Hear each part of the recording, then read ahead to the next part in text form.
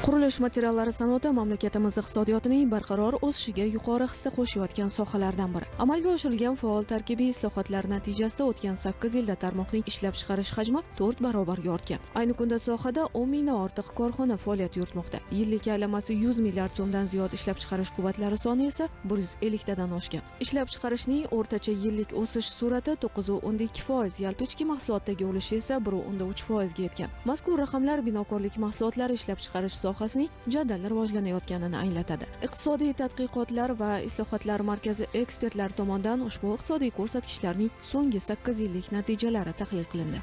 Tahlil natijalariga ko'ra ushbu soha 4 barobarga oshganini ko'rishimiz mumkin. Ya'ni 2017-yilda 11 trillion so'mlik mahsulot ishlab chiqarilgan bo'lsa, 2024-yilga kelib ushbu ko'rsatkich 47 trillion so'mga yetdi. Ushbu sohada hozirgi kunda 10 mingga yaqin tadbirkorlik subyekti faoliyat yurityapti.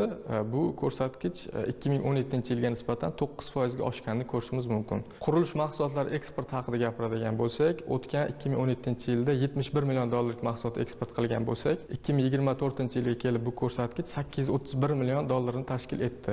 Biz ushbu raqamlarni tarkibini ham tahlil qildik. Quvonarli jihati, bu mahsulotlarimiz nafaqat mintaqadagi davlatlar, balki Amerika Qo'shma Shtatlari va Yevropa davlatlarida ham eksport bo'layotganini ko'rishimiz mumkin. Eksport hajmidagi o'sish ko'rsatkichlari albatta sohaga jalb etilayotgan moliyaviy resurslarning ortayotgani bilan bog'liq. Xususan, so'nggi 8 yilda ushbu yo'nalishda jami 10.8 milliard dollarlik investitsiyalar o'zlashtirilgan. Buning natijasida qurilish materiallari sanoatimizda mahalliy xomashyo asosida yuqori sifatli, energiya tejamkor va ekologik toza mahsulotlar ishlab chiqarish quvvatlari ko'paymoqda.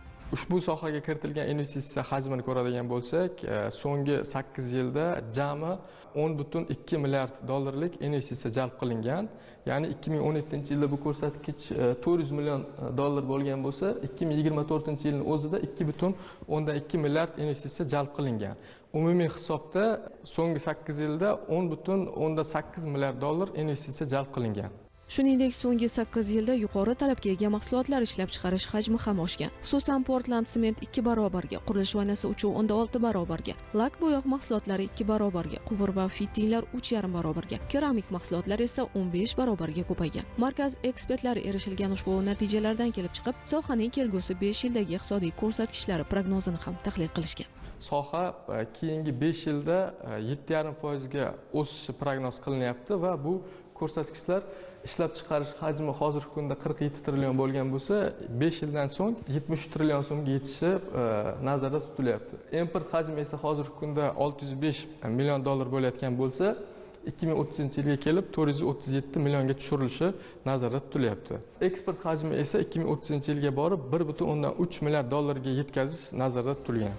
Muxtasar aytganda, qurilish materiallari sanoati bugun O'zbekiston iqtisodiyotining barqaror o'sishiga xizmat qilayotgan strategik tarmoqlardan biriga aylandi. Zamonaviy texnologiyalar, mahalliy xomashyo resurslari va eksport salohiyatining kengayishi natijasida sohadagi har bir ko'rsatkich yil sayin yangi bosqichga ko'tarilmoqda.